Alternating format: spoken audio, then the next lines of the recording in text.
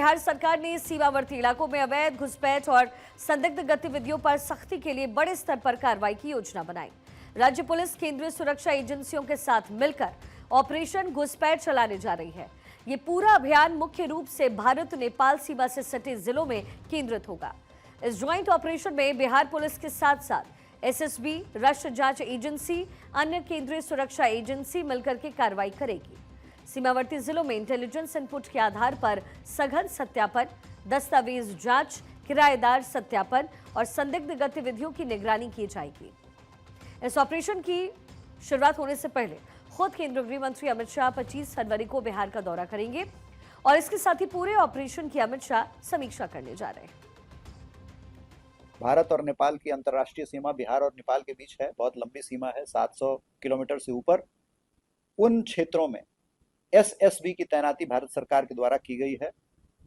SSB के साथ मिलकर Bihar police vibrant village programme चलाएगी, जिसके तहत हम लोग एसएसबी के साथ मिलकर जो सीमावर्ती गांव हैं उसमें जाकर सामाजिक सौहार्द के लिए जो भी काम हो, कम्युनिटी पुलिसिंग के लिए जो भी कार्रवाई हो, उनको एसएसबी के सहयोग से करेंगे। इस प्रकार से भारत सरकार की संस्था और राज्य सरकार की संस्था दोनों मिलकर सीमावर्ती क्षेत्रों में सुरक्षा की भावना पैदा करने के लिए अपनी कार्रवाई करेगी।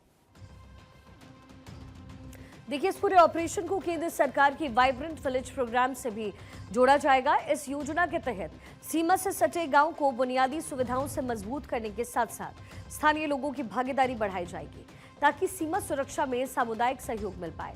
स्थानीय स्तर पर ग्राम समितियां, पंचायत प्रतिनिधि और प्रशासन के बीच बेहतर समन्वय स्थापित करने की पूरी तैयारी है। बिहार चुनाव के दौरान घुसपैठ का मुद्दा सबसे ज़्यादा गरमाया रहा। पीएम मोदी हों या अमित शाह, सबने यही कहा कि घुसपैठियों के खिलाफ अभियान चलाया जाएगा। अब इसकी शुरुआत बिहार से ऑपरेशन घुसपैठ के जरिए होने जा रही है। इसकी समीक्षा करने अमित शाह खुद 25 फरवरी को बिहार के अररिया के दौरे पर रहेंगे। वहां पर वो तमाम सुरक्षा एजेंसियों के साथ बातचीत करेंगे, बैठक करेंगे और ऑपरेशन घुसपैठ को कैसे सफल बनाया जाए इसकी रणनीति तय करेंगे।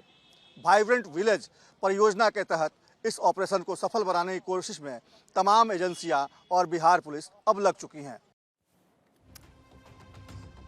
देखिए, भारत और नेपाल सीमा से सटे हुए जो जिले हैं जैसे कि पश्चिमी चंपारण है, पूर्वी चंपारण है, सीतामढ़ी है, मधुबनी, सुपौल, अररिया और किशनगंज को यहां पर प्राथमिकता दी जा सकती है। ये वो तमाम इलाके पहले भी अवैध आवाजाही और फर्जी दस्तावेज के मामले को लेकर के संवेदनशील माने जाते रहे। सरकार इसमें कह ये रही है कि इस ऑपरेशन का जो मकसद है वो अवैध घुसपैठ पर रोक लगाना, राष्ट्रीय सुरक्षा को मजबूत करना, सीमा क्षेत्रों में कानून व्यवस्था बनाए रखना, स्थानीय लोगों में सुरक्षा का विश्वास बढ़ाना। ऑपरेशन घुसपैठ के औपचारिक शुभारंभ के बाद चरणबद्ध तरीके से कार्रवाई की जाएगी और आने वाले दिनों में विस्तृत गाइडलाइन और जिलावार कार्रवाई योजना सार्वजनिक की जा सकती है। ये जो अभियान है वो बिहार की सीमा सुरक्षा रणनीति में एक बड़ा कदम माना जा रहा है, जिसकी सफलता राज्य और केंद्र से तालमेल पर डिपेंडेंट रहेगी। बिहार की नीतीश सरकार ने बड़ा प्रशासनिक फैसला लिया है। स्कूल और धार्मिक स्थलों के आसपास अब मीट और मछली की खुली दुकानें नहीं नजर आएंगी। डिप्टी सीएम विजय कुमार सिन्हा ने साफ कहा कि हाइजीन, पब्लिक ऑर्डर और बच्चों के मानसिक विकास को फोकस में रखते हुए ये कदम उठाया जा रहा है। बिहार सरकार एजुकेशनल इंस्टीट्यूशन, धार्मिक जगह और भीड़भाड़ वाले सार्वजनिक स्थानों के पास मीट और मछली की खुली बिक्री पर प्रतिबंध लगाएगी। ये फैसला अर्बन डेवलपमेंट डिपार्टमेंट की बैठक के बाद लिया गया है।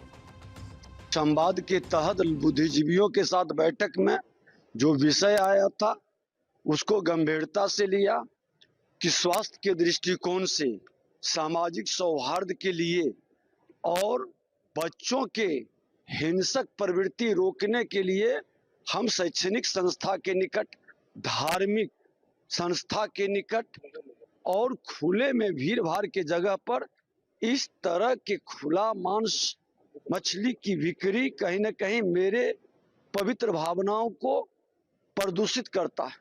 जो नियम है उस नियम के तहत लोग काम करें, हमको खान पान से आपत्ति नहीं, लेकिन सामाजिक सौहार्द और पवित्रता की भावनाओं को चोट न पहुंचे, नियम के तहत लोग पालन करें और नहीं करेंगे तो उस पर कार्रवाई भी होगी।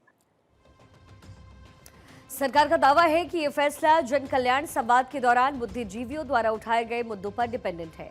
क्या क्या होंगे नए नियम, वो भी अब आपको सिलसिलेवार तरीके से बताते हैं। स्कूल के आसपास खुली बिक्री नहीं होगी, धार्मिक स्थलों के पास दुकानें नहीं होंगी, भीड़ भाड़ वाले सार्वजनिक स्थानों पर सख्ती बरती जाएगी।